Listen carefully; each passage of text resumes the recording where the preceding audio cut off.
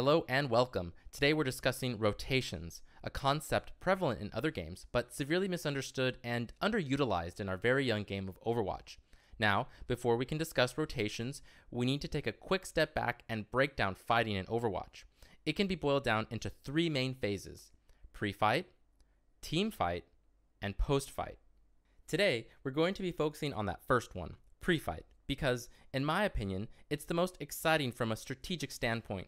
A team of mechanically inferior players can beat a team of mechanically superior players with smart pre-fight tactics. First, let's look at a silly pre-fight tactic.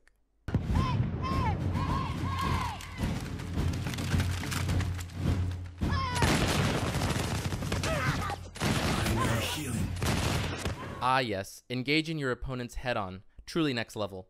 Now that we've seen outdated war tactics, let's look at some Overwatch tactics that also need to die. In this clip, you'll see the offense jump into Cafe and, well, that's it. Winston will dive in first while off screen, followed by D.Va, followed by Genji. Not a whole lot of strategic depth to cover here. They have a single angle of attack and completely ignore their pre-fighting phase.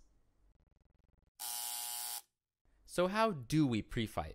The answer is rotations. Think of rotations as a deadly dance you do with your opponents, like rallying in tennis. One misstep and a good opponent will punish you.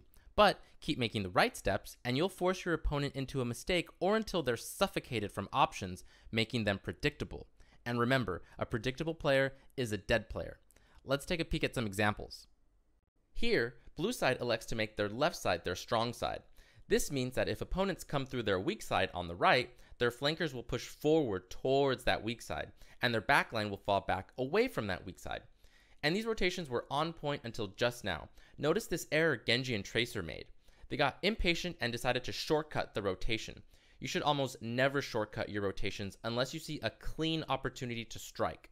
Because of this, we get a more traditional battle line set up here. The better option was to send one or both of them down this room to continue massaging their opponents, effectively prolonging the rotational dance, which by the way is even more effective on defense to waste more time. To make matters worse, Tracer goes for a head-on pulse bomb. This is super high risk and has a low chance of sticking. Imagine that pulse bomb coming from that left side. That's less risk and a higher chance of sticking. If Genji and Tracer had been more patient, blue side might have actually won this. Instead, it seems they panic here just a little bit and wind up losing the fight. In this clip, we have two teams that understand rotating quite well. Notice how once the offense comes from behind the point, the defense is already set up to dance with them on the opposing side. This may seem obvious, but in the heat of the moment, even professional players will get caught out of position during heavy rotational play. In fact, we're about to see Tracer bite the bullet due to her impatience. So what is the key to proper rotational play? Well, there are two fundamental things that all the details stem from. The first is dividing your forces into at least two groups, like a 5-1, 4-2, or 3-3, but we'll get back to that in a minute. Let's talk about the second fundamental, which is patience, patience, patience. This advice is particularly key for any solo queuers out there who play flankers. If you have an excellent flanking position that you sneaked into, wait for your teammates to engage before you peek out and explode on your opponents. Patience is what will allow you to engage simultaneously, and of course, there are times you want to stagger your attack by just a moment to create nice bait and switch plays, but we won't get into that today. In that last clip, we saw Tracer engaging about 2 to 3 seconds before her team was in position to fight. And here's the main takeaway from this video. 3 seconds of pre-fighting time is no time at all, but 3 seconds of team fighting time is an eternity. So what does that mean? It means that you need to be patient when pre-fighting. If it takes you 10 to 20 seconds to out-rotate your opponents before every engagement, that's a way better investment than eking out time for just one extra head-smashing wall tactic. And when you are ready to begin that team fight, make sure you don't jump the gun before your other teammates. They may just need those last precious 2 to 3 seconds of pre-fighting time for a critical cooldown or to heal up. Now, let's get back to dividing your forces using a hypothetical scenario. Red side just won the first fight and now have control of the point and an ultimate advantage you would expect. So now, both teams are setting up for the next fight. Red side is basically asking to get out-rotated here.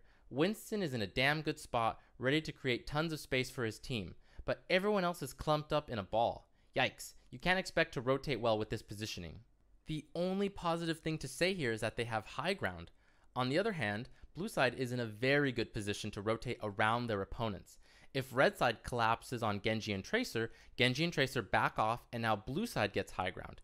If red side pushes into the main forces of blue side, Genji and Tracer get the point, and the blue side forces back off for a short while. There are more hypotheticals, but we won't exhaust them here. Now you're probably saying, man, this is a dumb hypothetical. Why would you defend like that?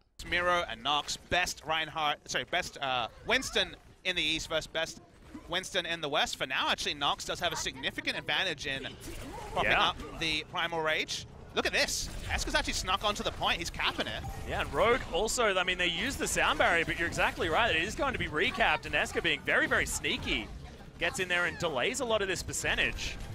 It'll be retaken, but that is good time bought as Transcendence does go down on the side of Rogue. Notice that even with the slight ultimate edge, the fact that red side clumped up made it impossible from a rotational standpoint to defend this properly. Red side is simply far too predictable and static, while blue side is flexible and dynamic.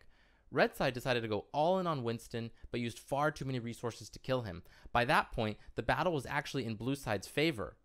Now, of course, I'm oversimplifying a complex fight, but the point stands. The lesson here is that in order to have an offense or defense that is able to rotate, you need to divide your forces in some manner. Even just one person separating from his or her team can be the difference between winning and losing a fight.